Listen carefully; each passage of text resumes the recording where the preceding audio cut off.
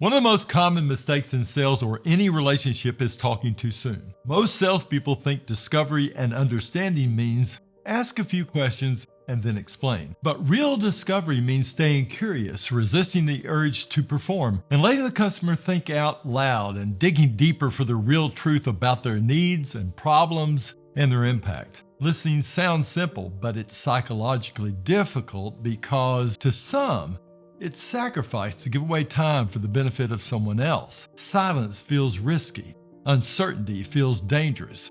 And of course, our ego wants control. That's why many salespeople fill space with words, and trying to remain in control, they lose it. They lose it with a prospect, and they lose it at home. Salespeople who struggle at discovery often jump to solutions. They interrupt and they try to sound smart and rush to present to get what they want, not because they're lazy, but because silence threatens their sense of competence, and to them, back to it, control. Strong discovery requires empathy, patience, mental discipline, confidence without ego. Research in buyer psychology consistently shows that customers who feel heard are significantly more likely to buy and far more likely to trust recommendations. When anyone feels understood, it changes their decision making. Think about a time you felt truly listened to.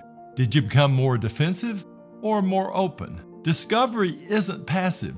It's strategic restraint. It's actually a mature type of control, self-control, and essential to the consultative sales process, marriages, or parenting. It's the discipline of letting someone, and in sales the customer, reveal what matters, what hurts, what they fear, what success means. Without that, the presentation becomes guesswork and stimulating others with benefits, real ones or made up ones. Listening allows better recommendations. It causes fewer objections and reasonable reasons to ask someone to buy. Most salespeople treat selling like darts. They throw messages like a Pied Piper and hope one hits. Hope their tried and true message or stimulating patter lures someone into a buying decision. Great salespeople treat selling like archery. They aim and then they make adjustments after understanding the wind, the conditions, and the target's position. Listening is what lets you aim and decide the best way to release information to a person. Listening ability is strongly influenced by personality.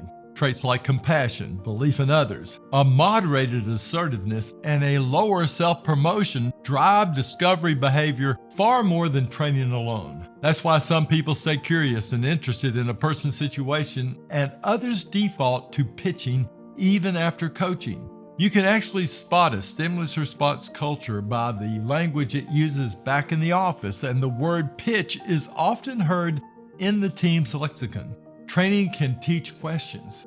It cannot teach patience or hearing or empathy. Training can teach scripts. It cannot teach emotional restraint. This is why companies often complain. We train them to ask questions, but they still rush. They're not disobedient, they're wired differently. This matters for hiring. If your sales model depends on discovery, especially in complex or consultative sales or high-dollar purchases, you must hire people who are emotionally capable of listening. Otherwise, you'll always be correcting behavior instead of amplifying strengths. The best salespeople don't win by talking. They win by understanding, because understanding turns selling into helping, and helping lowers resistance. That's why listening isn't a weakness. It's leverage on the interpersonal skills in consultative sales and long-term relationships. Thanks for tuning in, and if we can help you recruit and coach the very best salespeople, please give us a call. We'd love to hear from you.